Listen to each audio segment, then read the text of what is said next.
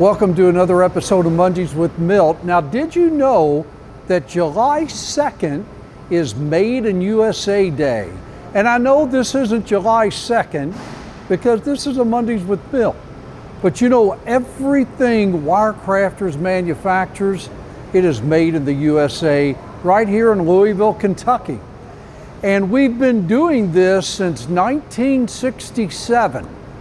So we are in our 58th year of manufacturing here. Whether you're looking at an aerosol storage cage, a security cage for the data center, or even a machine guard going around automated equipment, what we do here at WireCrafters is we employ a lot of people in the Kentucky, Indiana area.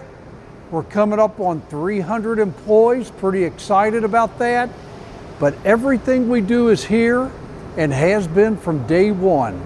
I've been a part of it now for over 44 years, and it's great to be a part of a company where everything is done here and we're taking care of our community and the people here in the U.S.